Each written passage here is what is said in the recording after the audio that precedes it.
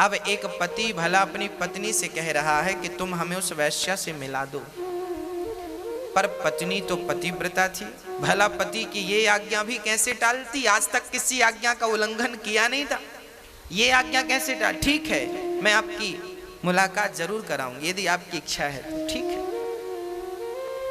वो पत्नी उस वैश्या के घर जाने लग गई। सवेरे 4 बजे जाती, उसके घर का झाड़ू करती, बर्तन करती, चौका करती, चली जाती।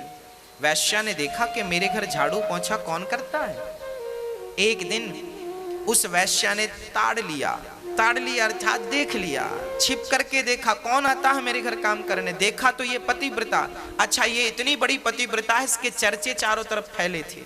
लोग जानते थे कि फलाने की पत्नी बड़ी पतिव्रता है, पति को कोढ़ है, फिर भी वो सेवा करती है, घृणा नहीं करती, नफरत नहीं करती, उसे घिन नहीं आती।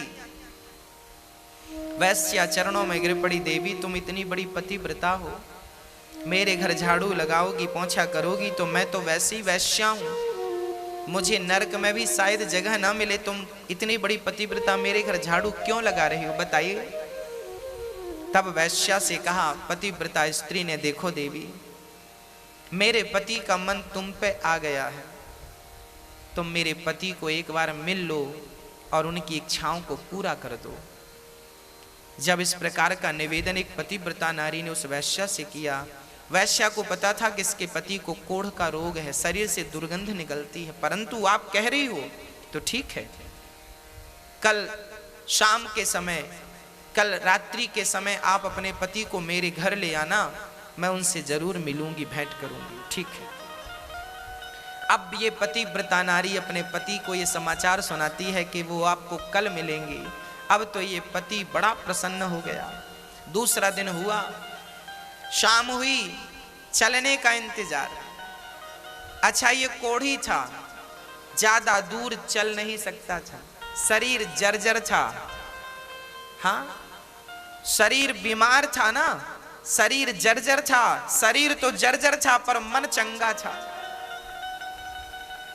कुछ दूर चला, पत्नी ने हाथ पकड़ करके अपने पति को चलाया। इसके बाद थक गया, कहने लगा मैं चल नहीं सकता, पर मेरी इच्छा है उससे मिलने की। बैठ गया, रोने लगा। पत्नी ने कहा स्वामी जी रोइए मत, आप मेरे कंधे पर बैठकर चलिए। तब पत्नी ने अपने पति को अपने कंधे पर बिठाया। जरा दृश्य देखिएगा, ऐसा भारत और ऐसी पतिव्रताएं आगे मैं स्पष्टीकरण करूंगा। इस नारी ने अपने पति को कंधे पर बिठाया और वैश्या के घर जंगल के मार्ग से चली। गांव के भीतर से जाएगी, लोग क्या कहेंगे, पति को कंधे पर बिठाकर कहां जा रही हो, लोग हजार सवाल करेंगे। जंगल के मार्ग से जा रही है, कोई देख ना सके। पर उस जंगल में एक घटना और घटने वाली थी। क्या घटना थी? वहां पर एक संत बैठे थे। हाँ, वो संत, एक वहां का जो राजा था, उस राजा के घर में कुछ चोरों ने चोरी करी। चोरी करके